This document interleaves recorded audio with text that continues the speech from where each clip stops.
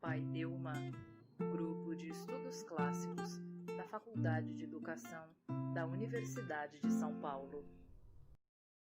Eu estava falando um pouco sobre a questão da centralidade que está tendo agora na nova BNCC, no novo ensino médio, especificamente mais no novo ensino médio brasileiro, o tema do chamado planejamento de vida, ou plano de vida, né?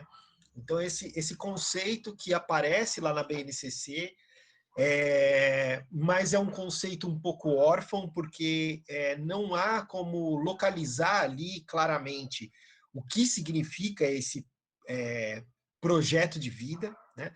É um termo que é usado assim, e aparece algumas vezes como um referencial importante e como uma espécie de finalidade do ensino médio, né? Então, por isso que eu achei bem interessante a condução ali do texto do professor Rock Spencer, pensando, né, na educação, pensando na possibilidade ou não da educação num primeiro momento, depois pensando nas finalidades dessa formação humana, né, do que seria essa formação humana. Me veio essa questão, né, porque eu estou bastante envolvido com esse tema dos projetos de vida e já há algum tempo, algo que para mim era o que antes era chamado de orientação profissional, orientação vocacional, e hoje se estende para essa noção de projeto de vida ali na BNCC, apontando para algo que vai para além da profissão, né, apontando para uma coisa que talvez vá para pensar na sua existência lato sensu, assim, mas isso não é minuciosamente declarado, nem formalmente delineado ali pelos documentos. Estava também pensando numa provocação de 2 semanas anteriores lá que o Marcos coloca, sobre essa possibilidade ou não de uma espécie de verdade, ou, de novo, né, dessa questão da função da educação, ou para onde a gente está dirigindo os nossos esforços formativos, né? Do que eu entendi ali do texto do professor Rock, e aí eu fiz aqui algumas anotações para pensar, e talvez colocar aqui como um disparador de questões, né?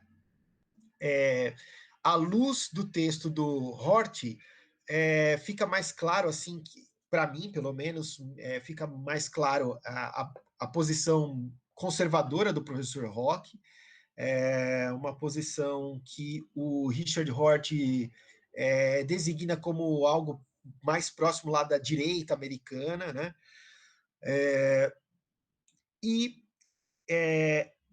a ideia de que ele coloca aqui uma proposição, né, a ideia de que a formação humana, ela na história, né, ao longo ali da história da educação, ela vai sempre tendo um parâmetro externo, né? Então, formar um bom cristão, formar um herói, formar um príncipe, né, são elementos externos ao si mesmo. E aí a proposição que o professor Rock coloca é a ideia de que essa formação deveria voltar-se para esse si mesmo, né? Para uma máxima potencialidade, ou para desenvolver as potencialidades desse sujeito, desse eu, né? Que de alguma maneira estariam encobertas. E aí, no final do texto, ele problematiza a questão das finalidades ou dos limites de desenvolver essa potencialidade, porque, segundo ele, seria um problema lógico o desenvolvimento de todas as potencialidades ao mesmo tempo. Isso implicaria num problema de escolha, então haveria que existir uma escolha, né, dentre essas múltiplas potencialidades, dentro dessas múltiplas possibilidades humanas. Haveria que se escolher alguma delas. E um problema que me parece maior ainda, que e se uma dessas potencialidades que fosse escolhida fosse para o mal, fosse uma potencialidade, no final das contas, destrutiva, né? Ou de alguma maneira maléfica para o ser humano, né? Então a gente coloca aí uma questão da ética, né? Uma questão dos limites éticos dessa história, e aí ele resolve essa história com, lá no final, né, e de maneira bem curta, assim, breve, porque nem era muito, acho que, a intenção dele, mas ele resolve com a questão da instrumentalização. Então, o tema da instrumentalização. Então, o que seria esse limite ético? O limite ético é formar não para instrumentalizar um sujeito, mas sim para que ele desenvolvesse essa plena potencialidade por si mesmo. Ou seja, formar não para uma heteronomia, mas sim para uma autonomia, né? O que me colocou algumas questões ali, enquanto eu lia só o texto dele, eu falei, tá, mas como não instrumentalizar em alguma medida, né? Quer dizer, de que maneira a gente conseguiria um grau de liberdade tão grande assim, que não instrumentalizaria de forma alguma um sujeito, né? Sei lá, pensando na formação lá nossa, lá universitária, de alguma maneira tem uma instrumentalização, ou mesmo dos jovens, né? Você tem ali algum grau de subserviência a algo, né? Então, como resolver essa questão? E aí, lendo um dos textos do Hort, que é o Educação como Socialização e como Individualização, eu achei interessante, assim, porque ele aponta para talvez uma espécie de superação dessa dicotomia verdade-liberdade, né? O que eu entendi, assim, ele coloca essa espécie de dualidade entre direita e esquerda, a ideia, e uma ideia... é engraçado porque parecia que ele estava descrevendo o texto do professor Roque, quando ele vai falando sobre a questão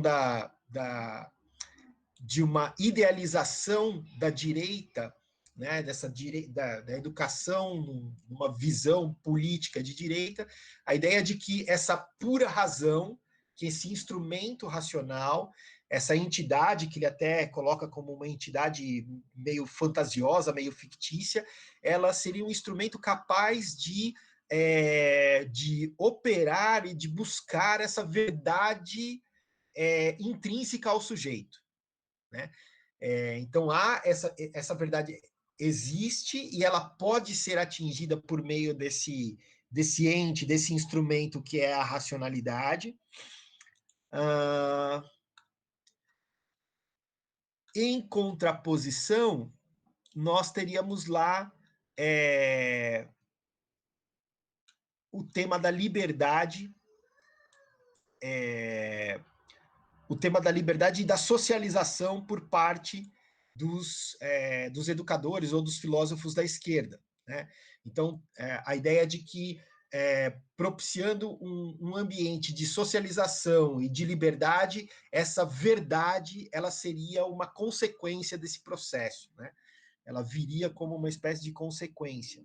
Que eu acho que é até onde eu consigo chegar no Hort, assim, não vou muito me arriscar a falar mais pataquadas aqui, porque tem uma questão que fica para mim, para além da... Tem aquela primeira questão que, para mim, me levantou uma sinalização do texto do professor Rock Spencer, que é esse tema das determinações do sujeito, né? De como não determinar o outro, né? Na sua condução educativa. Então, essa é uma questão. E a outra é quando ele fala sobre uma leitura de um Platão inverso. Uma leitura de um Platão inverso. Não sei se vocês estão lembrados desse tema, desse termo. E o Hort, me parece que assim, a leitura, na interpretação dele, a leitura platônica tradicional, ela se aproximaria muito mais de uma leitura da direita americana, e que o pessoal da esquerda faz uma espécie de leitura inversa da lógica platônica. E seria interessante a gente mergulhar nessa história. Agora, disso tudo, o que para mim me veio assim, né? Pensando naquela questão disparadora lá do início e disso que a gente está vivendo hoje, sobre o ensino médio, sobre a BNCC, sobre esse tema dos projetos e planos de vida, né? Projeto de vida como algo central, como uma espécie de finalidade da educação atual brasileira. Quando eu leio na BNCC e sabendo um pouco da história de construção desse documento, né? E é um documento que veio, que foi construído ali por alguns movimentos do terceiro setor, especialmente financiados ali pela Fundação Lehman. O pessoal do Instituto Ayrton Senna tem um grande envolvimento na elaboração desse documento. E pensando também na centralidade que se coloca das tais habilidades socioemocionais, vocês já devem, quem está lidando com educação, quem está atuando no ensino médio está ouvindo muito esse termo, né? As habilidades socioemocionais, o quanto é importante estimular nos alunos as tais das habilidades socioemocionais, que são 5, né? Autoconsciência, empatia, enfim. Então, projeto de vida com habilidades socioemocionais, né? Esses dois elementos, e cruzando com a gênese desses documentos, né? Me parece que a finalidade é formar o bom funcionário, né? Formar alguém que vai servir a empresa. E é muito bom que a gente tenha funcionários que tenham boas relações com as habilidades socioemocionais, que tenham uma espécie de projeto de vida para si mesmo. Quer dizer, me parece entrar bastante na lógica liberal, neoliberal, assim como uma espécie de objetivo, né? Como uma espécie de objetivo da educação. Né? Não sei, me soou isso. Por outro lado, esses mesmos termos e a maneira como é construída a BNCC, o texto da BNCC, ele é tão aberto, ele abre para tantas possibilidades, que ele também pode ser entendido como essa espécie de projeto socrático, como o Rock Spencer coloca, né? A ideia de uma educação que vá se voltar para o si mesmo, que busca dentro de si mesmo uma potência ou uma potencialidade dentre as muitas que seja a eleita, né, que seja eleita como a central, a principal, e que possa ser colocada à disposição ele usa um termo, não é bem aproveitamento pelo próprio sujeito, algo assim, né? O próprio sujeito vai aproveitar, vai se deleitar da sua potência máxima, né? Enfim, foram algumas questões que me vieram. Muito bom. Você coloca as questões, não é? Vamos lá, o que vocês têm a colaborar? Vamos discutir. Eu posso fazer um comentário? Não só pode, como deve. Oi, Carlos, tudo bem? Infelizmente eu não tive no outro encontro quando essa questão foi suscitada, e eu agradeço você por ter feito isso, porque eu estou muito interessada nela também. Depois a gente pode até trocar figurinha. Legal. Eu queria recuperar um pouco da gênese desse projeto, do nascimento da proposta de inserção do projeto de vida na BNCC, porque eu fiz a disciplina sobre projeto de vida com a professora Valéria Amorim e o professor Ulisses Araújo. Eu não sei se alguém mais aqui no grupo fez na pós essa disciplina. Tá. Então, isso que eu vou comentar são impressões, eu não estou afirmando categoricamente. Então, de fato, sim, a proposta de inserir o projeto de vida, sim, teve a ver com, vamos dizer, o lobby, principalmente da Fundação Lehman e do Instituto Ayrton Senna, E como eu disse, são impressões. Por quê? Porque os contemplados com a fellowship da Fundação Lehman vão geralmente para as escolas da Ivy League americana, e uma delas é Stanford. E na Universidade de Stanford, há um professor, um pesquisador chamado William Damon, e ele é considerado a grande referência na pesquisa de projeto de vida. E a professora Valéria e o professor Ulisses têm interlocução com William Damon. E fazem pesquisas com ele, enfim, eu não sei exatamente como é que estão as coisas agora, né? E na verdade, o professor William Damon, quando foi pesquisar esse assunto, e ele vem, uma coisa que é importante ressaltar aqui, ele vem da área da psicologia, né? E da psicologia moral. Quando ele começou a pesquisar esse assunto, o título disso, em inglês, é Life Purpose, então seria propósito de vida. Tá? O professor, eu não sei quem exatamente resolveu batizar isso de projeto de vida. Eu tenho a impressão, pelo que eu entendi, que isso nasceu assim, das traduções do texto do William Damon, e quem sugeriu isso foi o professor Nilson Machado. Porque o professor Nilson Machado também tem alguns textos em que ele vai por outro caminho, mas ele fala em projeto de vida e não em propósito de vida. E aí os professores Ulisses e Valéria adotaram essa denominação. Isso até onde eu sei, tá?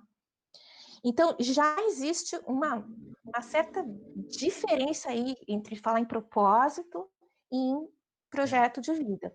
Bem, né? Porque um dos textos, inclusive, na disciplina do professor Nilson, que fala de projeto de vida, é tirado, se eu me lembro corretamente, de alguma coisa que tem a ver com engenharia. E aí o professor Nilson gosta de trabalhar com conceitos, tal, e aí ele aplicou esse conceito, mas no inglês, life purpose é muito diferente, né?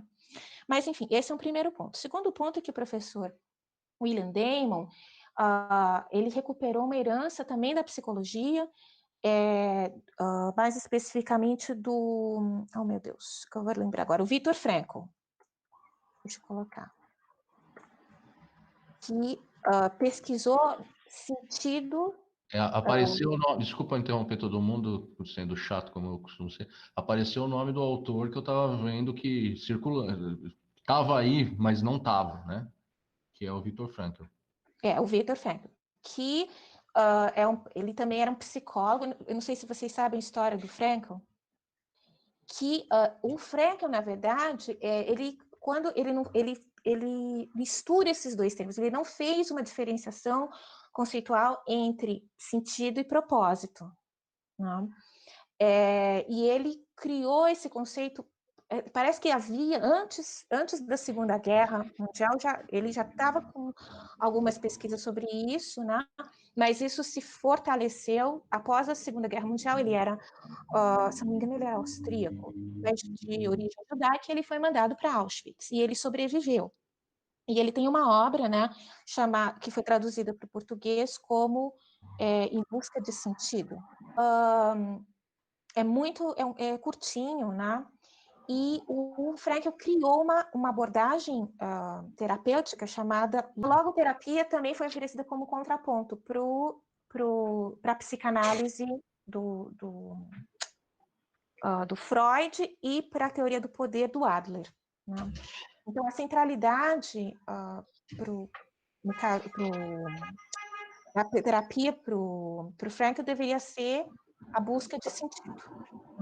Então, eu estou falando isso por quê? Porque o Damon, ele trabalhou em cima dessa ideia, né, mas voltada para ligada à psicologia moral e ligada depois para a educação. A preocupação dele era: nós não estamos discutindo essas questões mais com os jovens. Os jovens norte-americanos não sabem para onde ir. Isso é uma discussão de meados a final da década de 80. Né? Eles não sabem para onde ir, eles não têm propósito de vida, e isso é bastante negativo. E, como você havia dito, Carlos, isso difere de orientação profissional, orientação vocacional, que começa como orientação vocacional, depois orientação profissional, difere de mentoria também, mentoria, que é o mentorship, é um serviço que é oferecido também nas high schools norte-americanas, né? Eu acho que a gente não tem isso, porque vai além da questão de carreira e da questão profissional. Eu tenho aqui, eu recuperei um texto que eu escrevi para um artigo que eu escrevi para essa disciplina, né? Que a definição, são as 4 características desse construto life purpose, né, de acordo com William Damon. Então, é um tipo de meta ou objetivo que tem significado ou sentido pessoal para o indivíduo. Isso em inglês é personal meaning, né? Então, a primeira característica é o sentido pessoal. A segunda característica é intenção. Então, existe uma intenção estável e generalizada de alcançar essa meta, ou seja, há um direcionamento para a meta. E essa meta se encontra no horizonte mais distante.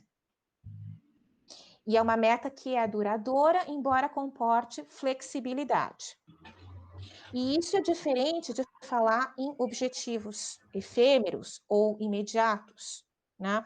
Então, quando você tem essa meta que está de acordo com o seu sentido pessoal, com seus valores pessoais, e essa meta é algo que acaba orientando objetivos imediatos e efêmeros. Então, ela é algo que está projetado lá para frente. A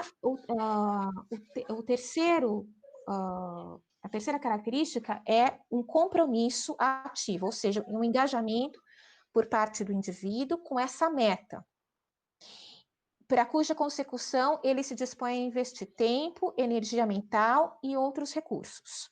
Então, a meta polariza todos, ela funciona com ímã para todos os esforços, tudo que o indivíduo se dirige, né? E, por fim, o propósito é também significativo para o mundo, e parte da motivação do indivíduo em persegui-lo é fazer uma contribuição para além de si mesmo. Então, esse é um elemento que ele chama, às vezes, de transcendência, né? Ela transcende os interesses pessoais do indivíduo. E existe um componente aqui de beneficiar o mundo. E é por isso que o Damon defende que isso vai para além da carreira. Tá? Da carreira, da profissão. Então, nas discussões que a gente tinha sobre o projeto de vida, a gente falava por exemplo, de questões familiares, de questões religiosas, de questões de ativismo, né?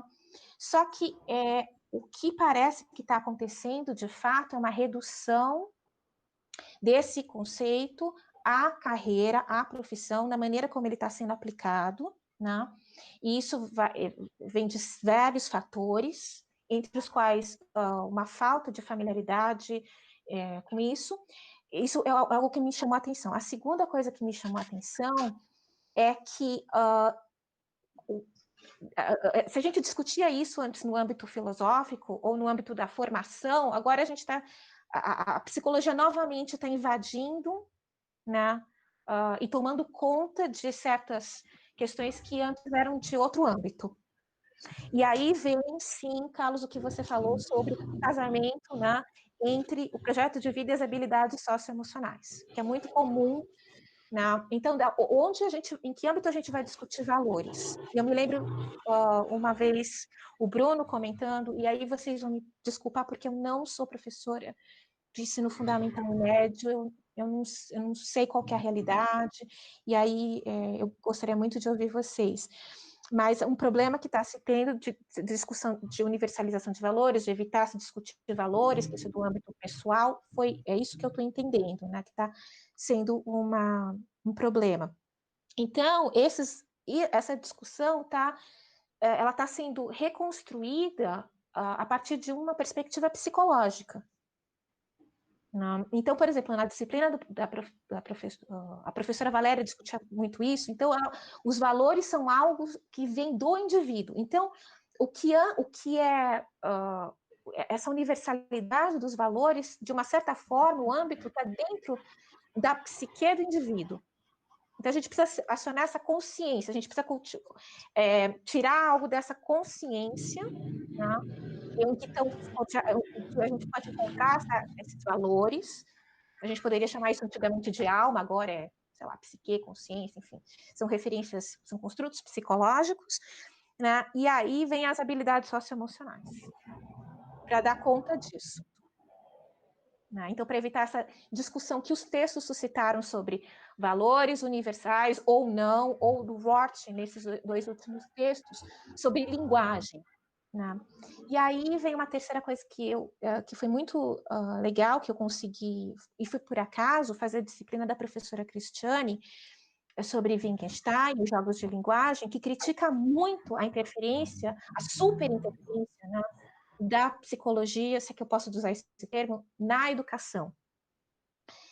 E como os fundamentos que antes se encontravam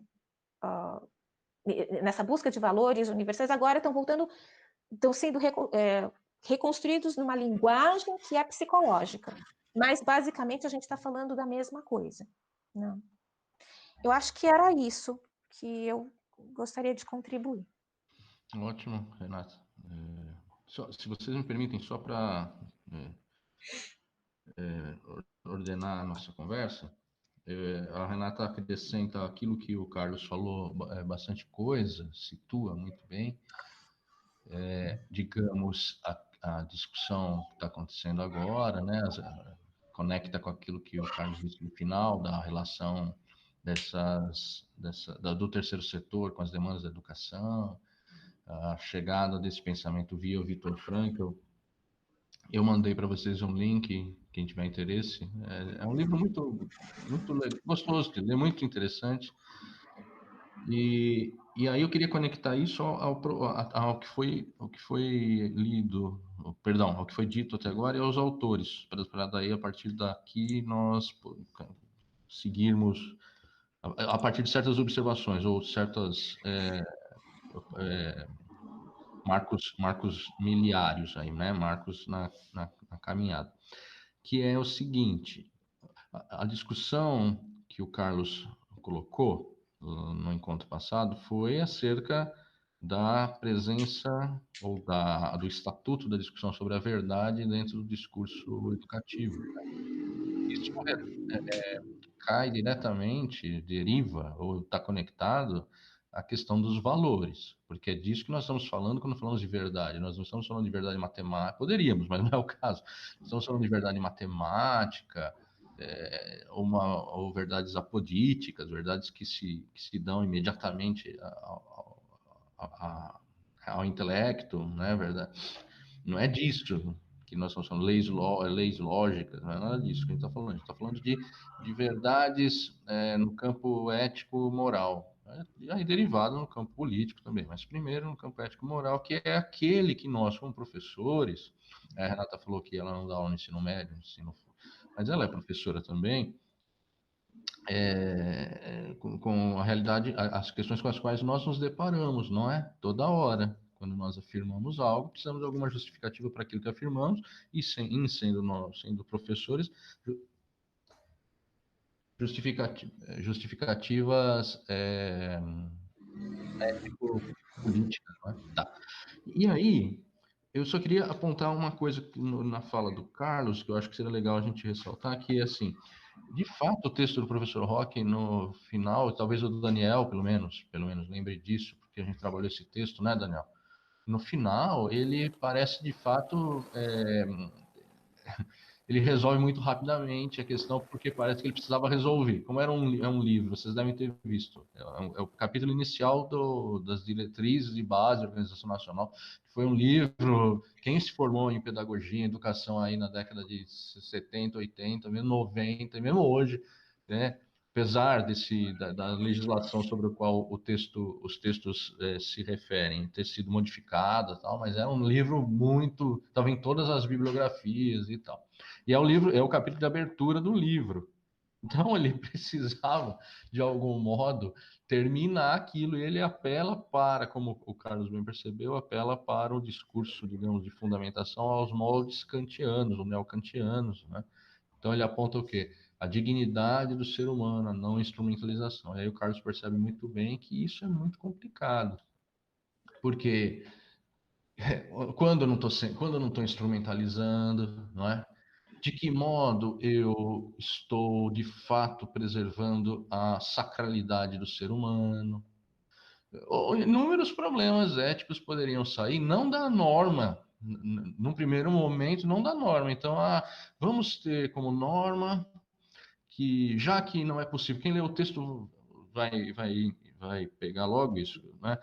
Já que não é possível você ter uma fundamentação absoluta dos valores da educação, você tem que ter, já que todas as fundamentações sobre o valor da educação são históricas e elas mudam com o tempo, de que modo eu posso preservar um núcleo de fundamento que garanta a correção da minha prática? Se todos os valores que guiam a educação, se todos os valores que guiam a educação, a prática educativa, se todos esses valores são históricos, se eles não são assentados, não é, numa garantia absoluta, se eles não são racionais no sentido de poderem ser deduzidos, se é isso que acontece, como que eu posso ter certeza que a minha prática, que os meus valores, né, que fundamentam a minha prática, não são equivocados? Como eu posso ter essa certeza? Esse é o grande problema. Então, talvez o propósito da Fundação Lehman, ele pode ser maravilhoso, ou ele pode não ser. Qual é o critério que eu utilizo? Aí o professor Roque apresenta, e para mim, e claro aí, claro que eu certamente estou ultrapassando os limites razoáveis da interpretação. Mas como eu conheci o professor, conversei com ele muitas vezes e tal, essa coda, esse final do texto é uma salvação meio desesperada, entendeu? Porque era o que ele tinha que fazer num texto desse. Ele tinha grandes questões, existenciais e tal. Então ele diz, bem, vamos fundar na dignidade humana. Só que a aplicação desse critério já é complicadíssimo. Como é que eu garanto isso? Da onde eu tiro o fundamento da dignidade? Como é que eu sei que aquilo que a Fundação Lehman está apresentando é melhor, por exemplo, do que uma formação erudita, desvinculada do mundo do trabalho? Quais os critérios que eu utilizo? Então, isso aparece bem. Então, eu colocaria o final do texto como uma solução meio desesperada, mas que coloca o nosso problema, que é esse. Como que eu fundamento as minhas práticas como professor? Eu estou pensando na gente como professores, de todos os níveis. De todos os níveis, porque a toda hora, diante dos nossos alunos, ou com os nossos alunos, ou fazendo junto com os nossos alunos, quando trabalhamos com crianças, quase pegando na mão dos nossos alunos, né, nós estamos dizendo o que é certo e o que é errado. Né? Então, como é que eu fundamento isso? E aí, as observações muito boas também da Renata apontam que todo esse arcabouço que deriva, não sei se deriva diretamente, né, mas que tem uma conexão com a obra do Viktor Frankl, que é um autor muito interessante, um médico e psicólogo e psicanalista, que cria, como ela bem falou, uma terceira via, uma terceira escola na chave aí da psicanálise. Então, Freud, Adler, aí você tem o Viktor Frankl, e que é complicado, sei lá, como o Jung, que é outra coisa, que não é psicanálise, né? O Viktor Frankl também é polêmico, mas assim, há uma teorização sobre a psicologia no Viktor Frankl que vai talvez fortalecer, alimentar essas tendências atuais do professor William Diamond e toda essa discussão. Perfeito, mas a questão, e aí a Renata aponta isso muito bem no final do que ela fala, é a seguinte: essas discussões que vão pela psicologia, e aí que eu encerro querendo conectar com a discussão lá do discurso sobre a verdade em educação, essas discussões acerca da psicologia, essas discussões que têm como base a psicologia, dão como resolvido uma questão que ainda não foi resolvida. Porque quem garante, o Carlos falou isso, quem garante que um mergulho na minha interioridade, ou se a gente pensar uma análise dos meus projetos, uma análise dos meus móveis, né, daquilo que faz com que eu me mova na vida, quem diz que isso vai desembocar diretamente em uma ação, como pensando nos termos do Viktor Frankl, numa ação que tem o outro como referência? Não. Né? Isso é super complicado. Esse é o grande problema do psicologismo e educação. Ele dá como resolvido questões que ainda não foram resolvidas. Quanto a isso, nenhum problema, porque todos nós agimos, na nossa ação como professores, agimos como se as questões tivessem sido resolvidas, porque precisamos agir, senão não agiríamos, ok? A questão não é essa, a questão é elidir, obscurecer o fato de que estamos em discussão ainda, que a questão ética não foi resolvida. Porque se eu claro isso, eu pego um discurso derivado de outras fundamentações que tomam como resolvida a questão, eu tomo esse discurso como uma expressão das coisas tal como elas são. Quando não, é embaixo, né? Embaixo de tal discurso tem um debate enorme sobre questões éticas. Especialmente por exemplo, eu fico pensando, um tirano, no limite, pode apresentar justificativas das suas ações tirânicas. Ele pode apresentar. E ele pode apresentar até baseado não, o que eu estou fazendo aqui conectando os móveis da minha ação com o bem-estar do todo.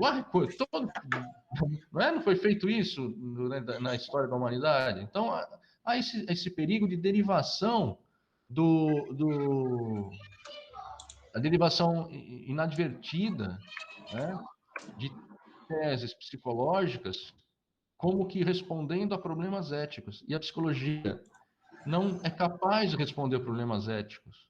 Ela não é capaz de responder problemas éticos. Isso não é um demérito à psicologia. Tal como a matemática não é capaz de responder problemas éticos, só isso. Marcos, posso fazer um parênteses só? Podem fazer parênteses, podem comentar o que quiser.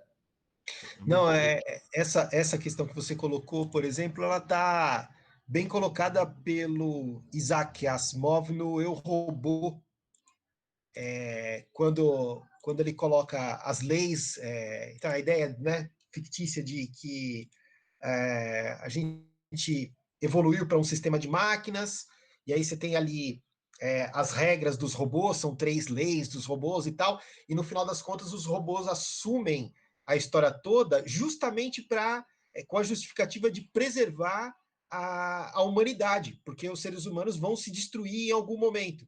Então eles assumem o poder ou seja, até com a justificativa do bem comum, isso se torna um sistema tirânico, né? Exato, é isso. A questão ética, a verdadeira ética, a verdadeira discussão ética, ela é sempre dilemática. Ela é sempre dilemática, porque no fundo, se nós escavarmos os móveis das nossas ações, os motivos das nossas ações, nós vamos ver que as suas bases, rigorosamente, se levarmos a discussão até o final, as bases dessas ações, elas estão fundadas no nada, numa predisposição, numa crença, numa convicção. É isso porque é isso. Aí eu ligo com a discussão do texto do Hort, eu acho mais longo e também mais complicado, a ideia do vocabulário final, né? Você bate com a ideia do vocabulário final. O que é o vocabulário final? É aquele vocabulário no qual, quando você chega nesse vocabulário final, você não consegue ir mais profundo. Você não tem como ir além dele.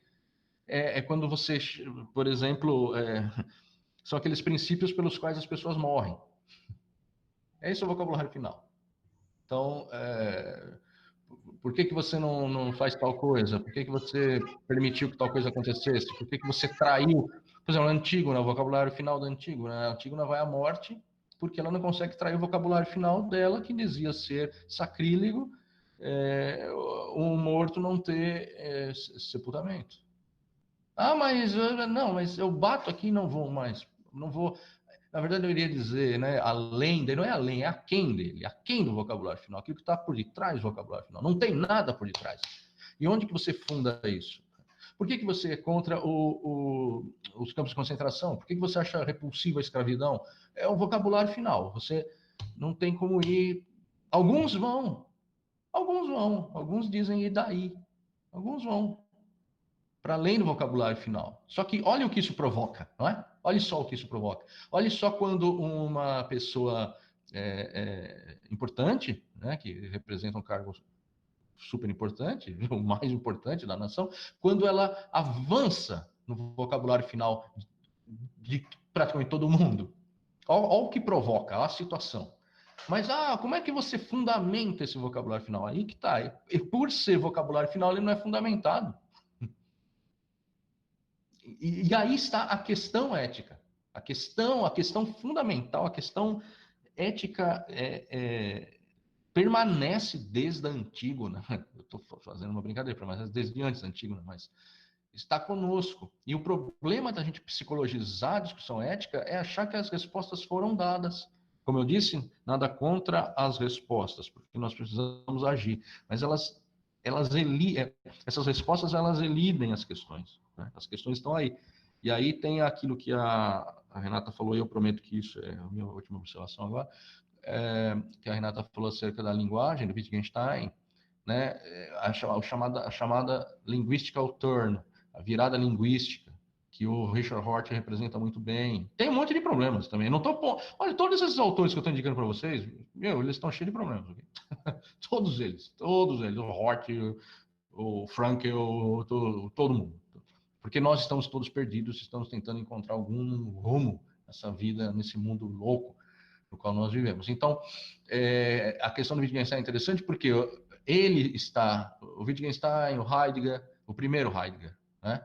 Eles estão e a filosofia analítica inglesa e tal, a filosofia da linguagem, eles apresentaram uma mudança na maneira como compreender as coisas agora no nosso mundo contemporâneo, na filosofia, por conta da chamada linguística alterna, ou virada linguística, que vai pôr na linguagem o peso. Então, no lugar de uma racionalidade que diz o que é a verdade, seja numa chave de correspondência, seja numa chave de coerência, né? Seja o intelecto corresponde ao que está fora dele, então, quando ocorre essa correspondência, ocorre a verdade.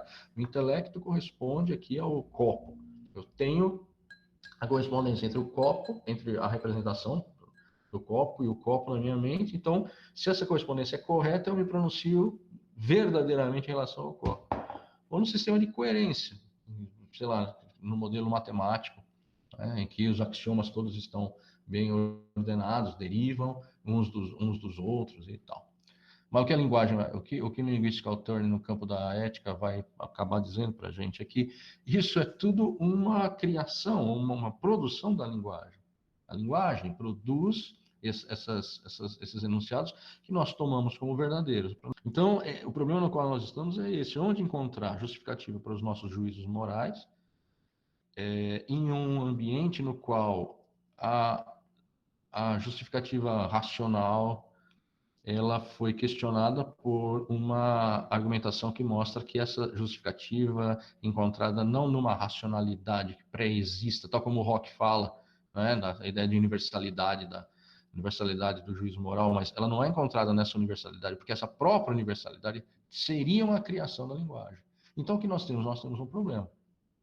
Desse problema, ou seja, dessa situação que começa pelo menos lá atrás, se a gente quiser, podemos recuar para caramba, mas a gente para no Nietzsche, por exemplo, dele para cá, esse problema ele é tão importante no nosso tempo que ele está na base da ordem política que tem se manifestado, certa ordem política que tem se manifestado hoje, com personagens como aquele que falávamos no encontro passado e que o Armando fez eu lembrar o nome dele, o Alexander Dugin, o Olavo de Carvalho, o Steve Bannon, ideólogos do Orbán na Hungria, o que está por debaixo disso? Uma vertente do pensamento, digamos, teológico, que é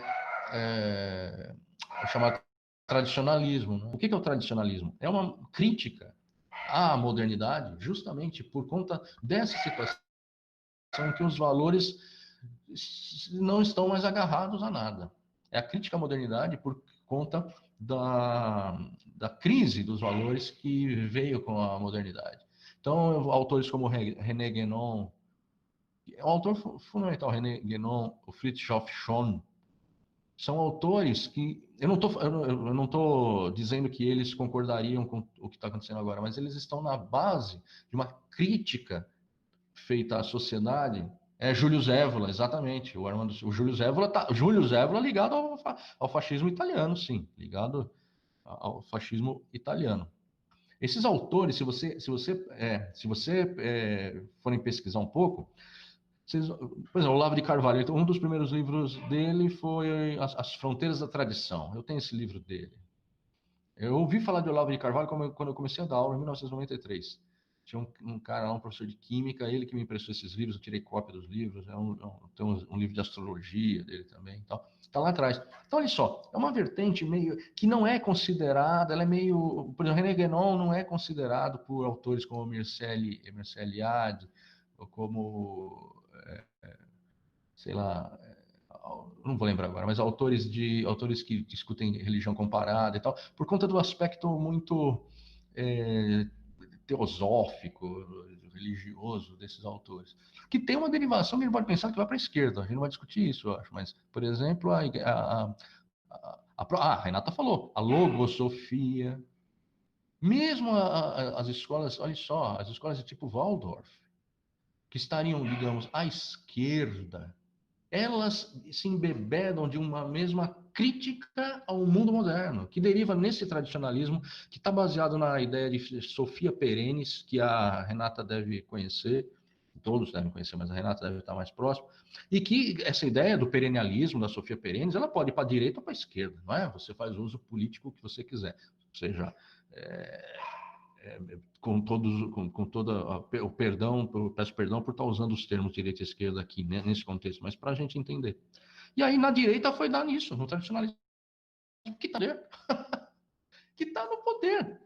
Então, por quê? Ele é contra o quê? Contra o globalismo, é contra a queda das fronteiras, é contra o fim das hierarquias, é contra o fim da ordem. É uma base que, assim, fantasticamente, cara, alcançou o poder no mundo. Mas por quê? Ele se coloca contra um mal-estar, que é um mal-estar contemporâneo. Um mal-estar nascido da situação em que as pessoas se veem sem referência, sem norte. Aí você passa a querer, sei lá, você passa a ter pensamentos, passa a ter pensamentos regressivos, né? Ao invés de ir à frente, ao invés de, então, já que estamos aqui, vamos para o futuro, você passa a pensar em cavaleiros templários, em cruzadas, né? Você começa a ver uns negócios, Deus Vult, um negócio que teve talvez sentido naquele tempo, mas, meu Deus, não mais agora, porque nós não estamos mais lá. Então, vocês me desculpem, né? Eu acho que esse é o quadro geral da discussão e agora eu fecho minha boca, tá? Agora é com vocês. Renata, muito bacana tua fala e resgatando aqui, me interessa muito essa questão de uma possível crítica ao psicologismo na educação. Eu estou aqui com o quanto a gente não superou, né, essa questão ética. Eu estou aqui com as habilidades e competências socioemocionais, só para a gente situar aqui, talvez colocar mais uma fogueira na lenha. Então, são elas descritas lá na BNCC, né? São 5 competências. Então, a autoconsciência, autogestão, então eles diferenciam a autoconsciência de autogestão, né? E esse termo é interessante. Consciência social, habilidades de relacionamento e tomada de decisão responsável. Então, e eles usam esse termo, né, socioemocional, e se parece muito com uma espécie de guia ético, né? É um guia para ética, para uma possível, talvez para uma possível ética do século XXI, né? Como eles gostam de colocar muitas vezes também. Então, só que isso está dentro de um esquema que seriam habilidades socioemocionais, ou seja, tem a ver com um relacionamento emocional, e que devem ser desenvolvidos ao longo da educação fundamental para formar, né, um sujeito, a ideia da formação integral do sujeito. Oi, Carlos. Sim, eu concordo com você. Veja, de onde saiu isso? Por que essas foram as competências? Essas têm que ser as habilidades ou competências que são cultivadas. E aí cai de novo na questão do psicologismo, porque e cai de novo na gênese das competências que vem da inteligência emocional. Né? Eu não sei toda a história, eu só sei uma parte dela porque eu estou pesquisando práticas meditativas na educação, e eu pesquisei o papel do Daniel Goleman, que muitos de vocês, se não todos, devem conhecer por causa do livro Inteligência Emocional, né? Que foi um best-seller aqui na década de 90, mas até onde eu sei, o Goleman só fez parte dessa história.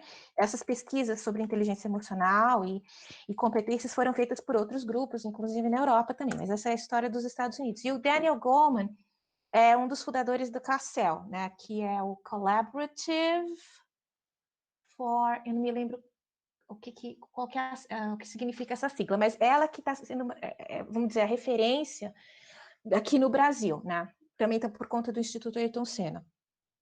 Mas sim, e aí, então, voltando ao que eu estava falando, eles justificam que essas competências são as que devem ser cultivadas com base, novamente, nas tais pesquisas baseadas em evidência, que é um outro problema, né, que, se não me engano, o professor Azanha discutiu bastante, né, nos textos dele, sobre a pesquisa em educação, né, e a invasão da psicologia nas pesquisas, né. Isso. Obrigada, Dani. Collaborative for Academic, Social and Emotional Learning. Né? E sim, mas de uma certa forma, há uma normatividade aí que está sendo disfarçada. Né? Então, por que eu tenho que cultivar isso? Por que são esses valores ou competências, que também é uma redescrição, mas é a mesma coisa. A gente pode discutir isso, né? No meu entendimento, o fundamento agora é a psique humana, é a psicologia. Quer dizer, é o fundamento interno, ele não está fora, ele está dentro. Né? E a professora Cristiane fala muito sobre isso. E até foi uma discussão que eu tive com o Marcos algumas ocasiões sobre o papel do romantismo nisso, né? Sobre essa ideia que o ser humano tem uma interioridade e ela é moral e ela é o nosso norte, né? E como isso acabou sendo apropriado a partir do século XIX pela psicologia. Mas aí eu devolvo a bola para vocês discutirem. Não, eu só queria pontuar, né, uma coisa. Como pensar em escola, vamos retroceder um pouco. A fundação de uma escola republicana é pós-Revolução Francesa. Essa ideia de escola é recente historicamente, pós-Revolução Francesa. E esse nascimento com a psicologia e com a escola está muito ligado, muito perto, próximo. Como pensar em uma escola pública sem a psicologia? Eu acho que essa é a grande questão, porque parece que no nosso discurso parece que a escola já nasceu, já teve um momento que a escola estava dissociada da psicologia. E eu acho que não. Eu acho que a escola, a educação sim, mas a escola pública e a escola particular, consequentemente, que nós conhecemos, sempre esteve ligada à psicologia.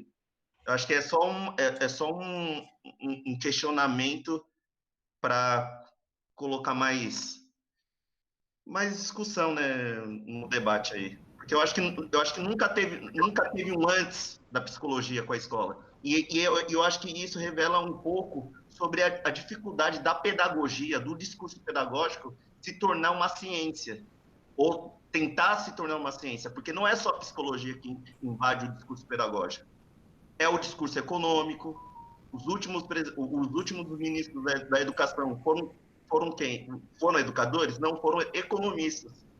Então, é o discurso econômico, é o discurso psicológico, é o discurso jurídico, a judicialização da educação está muito perene, está muito perto.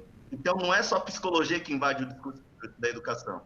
Então, isso é um enfraquecimento do nosso discurso, desse discurso pedagógico.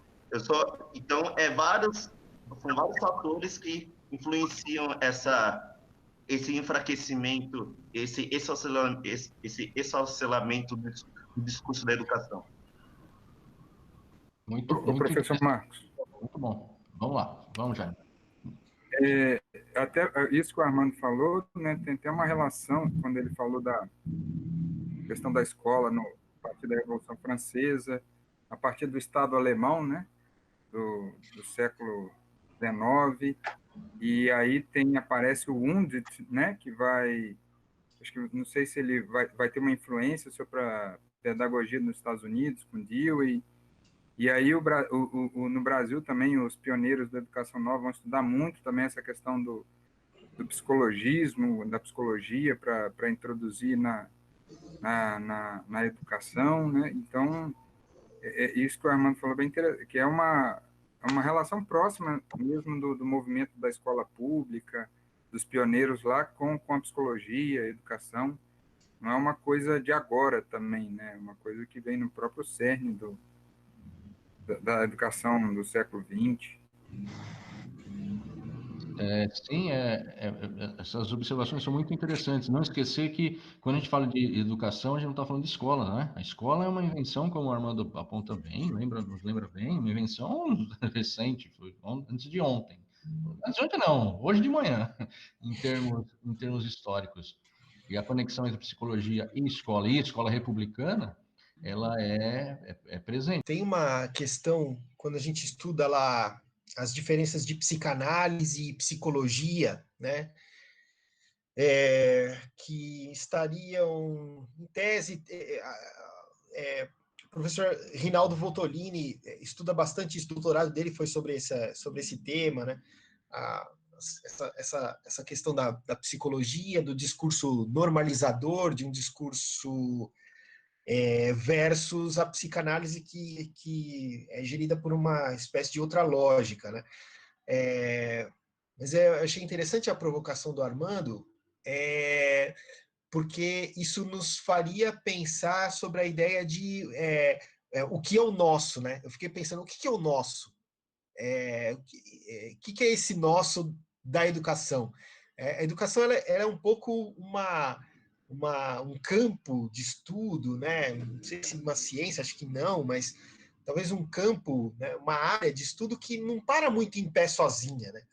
Ela acaba dependendo dessas múltiplas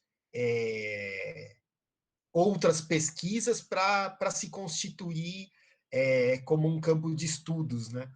Então não parece estranho ser ela ter bebido nessas várias fontes. Talvez ela tenha parado de pé um pouco mais sozinha quando era a filosofia, né? Quando lá atrás, quando ela nasce ali nas escolas filosóficas da antiguidade, aí talvez esteja um pouco mais pura, não sei, um pouco mais próxima de parar de pé sozinha, né? Só uma Carlos, reflexão. não, desculpa, é que a sua colocação é muito importante, conectada com a do Armando sobre o Estatuto da Pedagogia como ciência. Qual é o Estatuto da Pedagogia? Quando o Armando fala um nosso, né? Isso bem, você notou bem, Carlos. O que é o nosso da pedagogia? O professor Jaime, que praticamente todo mundo aqui conhece, né? Ele sempre diz isso, que se você tirar tudo que não é a referência está no chat, Renata. A Daiane escreveu o nome do artigo, se eu não me engano, deixa eu ver. Escreveu. A pesquisa educacional entre conhecimentos, políticas e práticas. Se botar isso no Google, acha o artigo dele. O professor Jaime sempre diz isso, que o que sobra é a didática, né? Se você tirar tudo que não é pedagogia, sobra a didática. Mas olha só o problema, que é o problema nosso como professores. Se você deixa só a didática, você não tem, você tem o meio, mas você não tem o fim. Você tem o instrumento, mas você não tem o objeto. Eu posso ensinar os meninos a serem tudo bambrila, lá, o fascista, eu posso ensinar a ser seguidores sei lá, de qualquer coisa. Eu posso fazer com a didática o que eu quiser. Eu posso ensinar, não importa o que, eu posso ensinar a compaixão e eu posso ensinar o ódio com a didática. Esse é o grande problema da educação. Aí a pedagogia ela surge derivada da filosofia, assim, porque toda a filosofia carregava em si, quando se discutia educação, se pensava antes uma filosofia que estava na base dessa educação aqui como processo. Quando começa a ver a tendência, no final do século XIX, começo do século XX, a tendência a certos, digamos, aspectos do conhecimento se tornarem ciências, então você vai ter a ciência psicológica, a ciência sociológica, né, que derivam dessa massa aí, desse conjunto, melhor dizendo, que era a filosofia. Você vai ter a perspectiva, a esperança de ter uma ciência pedagógica. Mas o grande problema aí é esse, que nós voltamos ao começo da discussão, que é em que se fundamenta a prática pedagógica? Quais são os fundamentos? Como professor, nós devemos ser guiados por certos valores, não é? Onde é que eles estão inscritos? E volta, a psicologia não consegue responder isso, não por um defeito da psicologia, mas porque não é isso o que a psicologia se propõe. Querer que ela faça isso, psicologizar o discurso, ou então, como o Armando falou, juridicializar o discurso, ou socializar o discurso, ou, tudo isso, ele pressupõe já dadas certas respostas. Então vamos tornar o discurso pedagógico filosófico para resolver esse problema. Também não vai resolver, porque é um problema aberto, um problema que está aberto até agora. Porque a filosofia é boa em oferecer perguntas interessantes, não respostas. Não respostas, mas perguntas fundamentais, perguntas interessantes, né?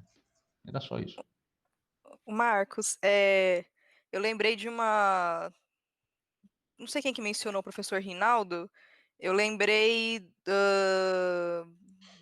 de algumas coisas que Carlos, eu lembrei de algumas coisas que eu vi no curso do professor Leandro, que também é professor da casa e, enfim, tem uma linha de pensamento bem semelhante à do Rinaldo, e ele bate muito nessa tecla da questão do que a psicanálise mostra a respeito da educação, né? Que para mim, uma das coisas mais interessantes é de que a educação não é um processo controlável, é um pressuposto básico. E aí e daí essa dificuldade que nós temos,